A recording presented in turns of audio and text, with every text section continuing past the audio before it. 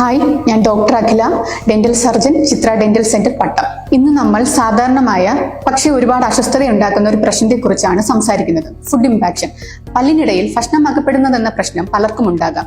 ഇത് അസ്വസ്ഥതയും ചിലപ്പോൾ വേദനയും വരെ ഉണ്ടാക്കാറുണ്ട്. അതിൽ പ്രധാനമായവ പല്ലുകൾക്കിടയിൽ ഉണ്ടാകുന്ന കേട്, നിരതെറ്റിയ പല്ലുകൾ, മോണ ഇറക്കം പോലുള്ള മോണരോഗങ്ങൾ, പല്ലുകൾ നോർമലിൽ നിന്നും പല്ലുകളുടെ ഷേപ്പിൽ ഉണ്ടാകുന്ന വ്യത്യാസങ്ങൾ. ഇനി നമുക്കിത് എങ്ങനെയൊക്കെ തടയാം, അല്ലെങ്കിൽ ഇങ്ങനെ ഒരു അവസ്ഥ ഉണ്ടായാൽ എന്തൊക്കെ ചെയ്യാമെന്ന് നമുക്ക് നോക്കാം.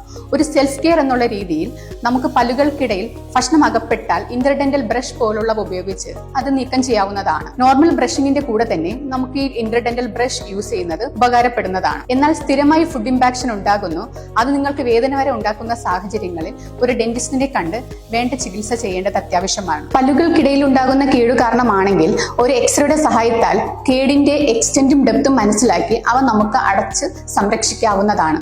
ചില സാഹചര്യങ്ങൾ ഈ കേട് ഒരുപാട് ആഴത്തിലാണെങ്കിൽ റൂട്ട് കനാൽ ട്രീറ്റ്മെന്റ് വരെ ചെന്നെത്താവുന്ന അവസ്ഥകൾ ഉണ്ടാകാറുണ്ട്. നിരതെറ്റിയ പല്ലുകളാണ് കാരണമെങ്കിൽ അവ നമുക്ക് ഫിക്സ്ഡ് ഓർത്തോഡോണ്ടിക് ട്രീറ്റ്മെന്റ് വഴി അലൈൻ ചെയ്യാവുന്നതാണ്. മോണയിറക്കം പോലുള്ള അവസ്ഥകളാണെങ്കിൽ ഒരു മോണരോഗ വിദഗ്ധനെ കണ്ട് അതിന് വേണ്ട ചികിത്സ ചെയ്യാവുന്നതാണ്. Thank you.